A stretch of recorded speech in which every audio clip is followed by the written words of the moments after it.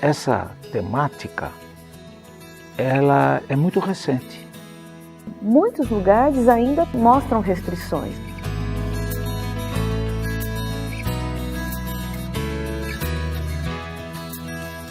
Eu acredito que depois de uma série de casos que aconteceram, né, que despertaram a atenção dos órgãos públicos, é que o Estado passou a ter um pouco, e que ainda é muito pouco, de cuidados com essa questão da inclusão na sociedade das pessoas portadoras de deficiência. Meu nome é João Maia da Silva, sou fotógrafo e sou deficiente visual.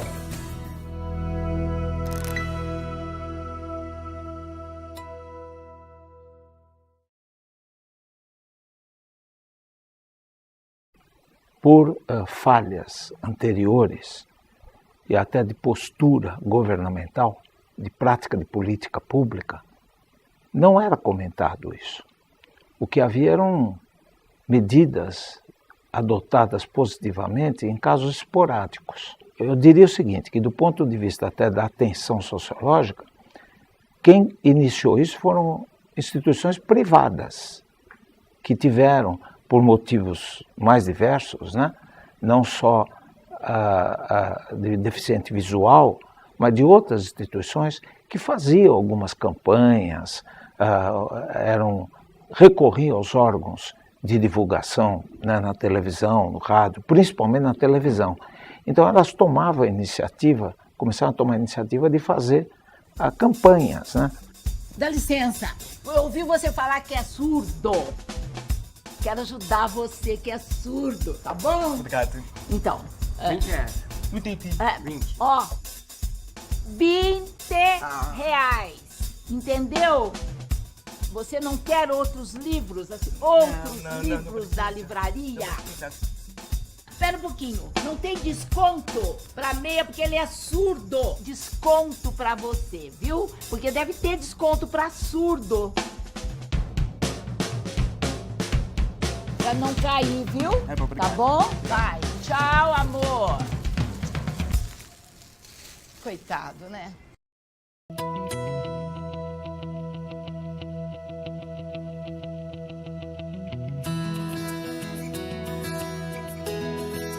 Então, o poder público ele se responsabiliza diretamente por tornar esses locais acessíveis, como praças, muitos patrimônios.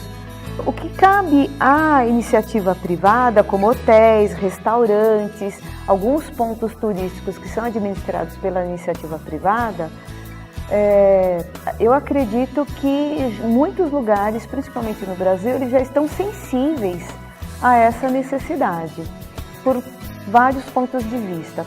Pela própria condição humana, né?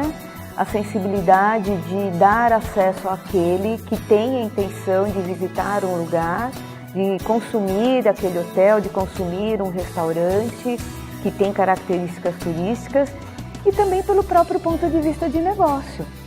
Porque hoje a gente vê que as pessoas com algum tipo de restrição física e até parcialmente mental, né? Elas estão aí, elas estão cada vez mais se mostrando, estão indo para os espaços públicos, elas querem viajar, elas querem consumir, elas estão ativas cada vez mais, estudando, trabalhando. Existem leis, né, que dão amparo para a atuação dessas pessoas.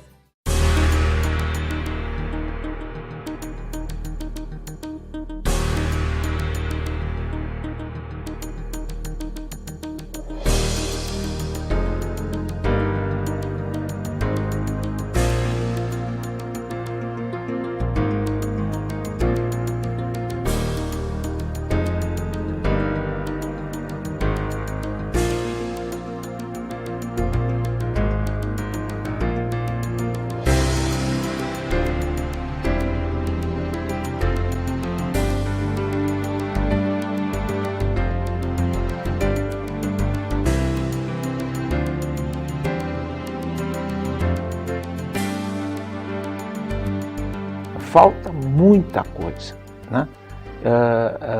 E eu vejo que nos últimos 30 anos é que foi havendo alguma coisinha.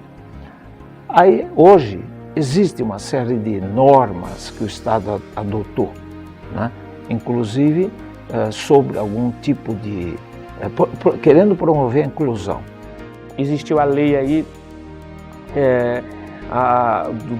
dos direitos das pessoas com deficiência, esse estatuto novo, mas isso não está contemplando essa questão da acessibilidade nas construções.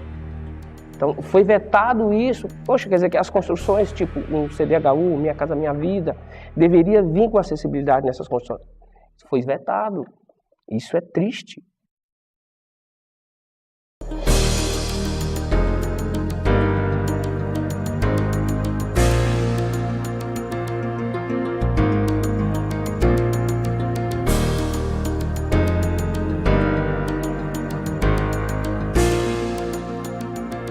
Moro em São Paulo há 21 anos e não vi muito esse desenvolvimento no sentido, principalmente das calçadas públicas. O único lugar que hoje ainda se tem uma qualidade melhor no espaço público em relação às calçadas é a Avenida Paulista. Fora disso, quanto mais você chega aos bairros mais distantes, como se diz, no fundão da Zona Leste, tem locais que o bairro foi construído que você não tem nem calçada. Você tem 50 centímetros de calçada e olhe lá, pode chegar até menos. E o poste ainda fica no meio. Aí pensa, a gente é visual. Pô, eu vou tatear ali, beleza, eu consigo passar aquele obstáculo de um poste no meio da calçada. E se você é uma pessoa com deficiência física, um cadeirante? Muitos lugares ainda mostram restrições. A gente sabe porque eu tenho um prédio, uma edificação histórica que é tombada. Existem as restrições porque o próprio tombamento coloca assim. Não pode mexer em algumas estruturas e tudo mais. Mas existe também a possibilidade de conservar alguns traços e talvez eliminar outros que não sejam tão essenciais para a identidade daquele imóvel e que, eliminando esse espaço ou essa estrutura, possa ali construir ou interferir de forma que as pessoas tenham acesso. A acessibilidade não é só física, ela tem que ser atitudinal. A gente precisa que tudo seja construído hoje pensando nessa questão do desenho universal. Se respeite o desenho universal, que é uma construção que todos possam usar.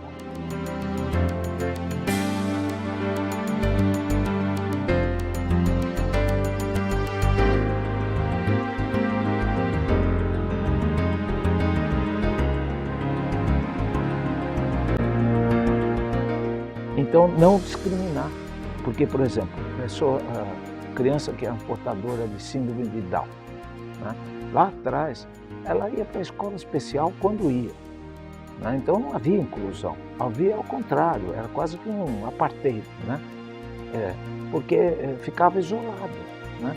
Não havia inclusão. No processo de reabilitação, para qualquer pessoa com deficiência, o esporte é fundamental. É a mola propulsora para que se tenha uma qualidade de vida, que se possa sair de casa, ter um círculo de amizade. É uma inserção e uma inclusão. Tivemos aí a Paralimpíada, né? Todos os atletas paralímpicos, tinham 37, quase 40, que eram mutilados de guerra, que foram soldados, ou enfim, eram mutilados de guerra. E tiveram toda a cobertura. Isso é muito difícil, né? Você vê, os atletas paralímpicos aqui do Brasil precisam contar com apoio. Alguns contaram com o apoio de organizações do Estado, como a Caixa Econômica e tal, mas não há uma política pública. Se não há uma política pública para o atleta olímpico saudável, que dirá para o outro?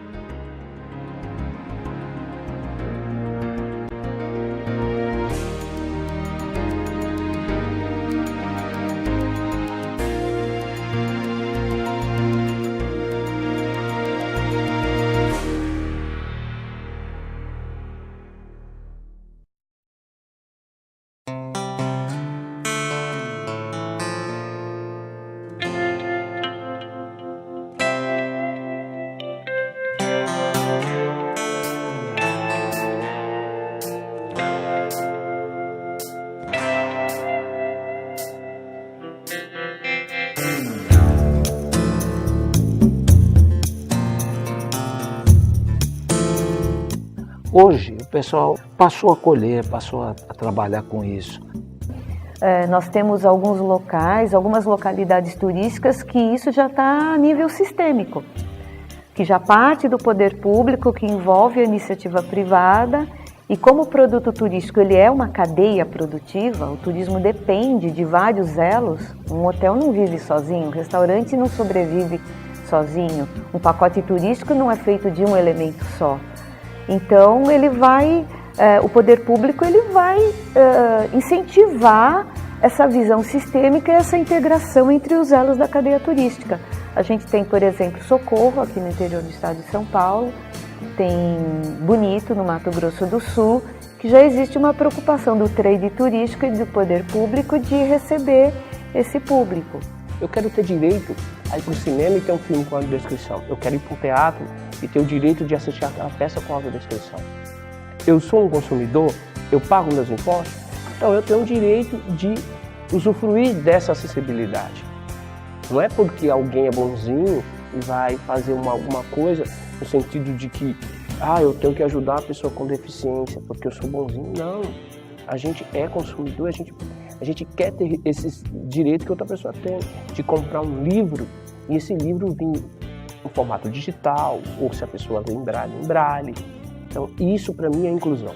Vamos pensar na tecnologia. Existem os aplicativos, eu tenho um aplicativo no meu celular que ele me diz onde eu estou e que rua eu estou.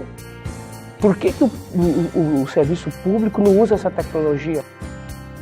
E outra, a inclusão implica também, não é somente a política pública, é haver todo um trabalho cultural de mudança de valores. É difícil uma pessoa, né, admitir que vai conviver com outra pessoa portadora de deficiência. Então isso é mudar a postura, a consciência. Isso está começando a mudar. Então, hoje a gente vê muito mais gente preocupada em colaborar. Não vou dizer nem ajudar, mas é colaborar. Né? Porque para a gente falar ajudar, parece que o outro não tem condição de fazer aquilo. Às vezes não tem mesmo, né? Porque está tudo ruim. Então as pessoas hoje têm mais disposição, disponibilidade e mais prazer em até ajudar. A acessibilidade é isso, é te dar oportunidade de você fazer as suas coisas com total independência.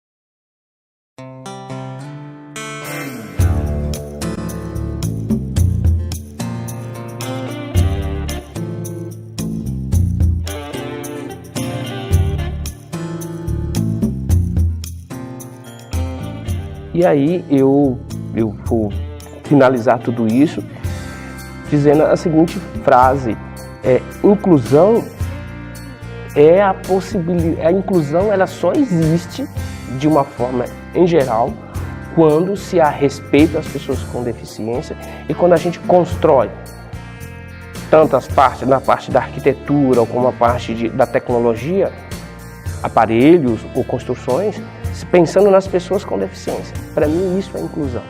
Se não existe isso, para mim não existe inclusão.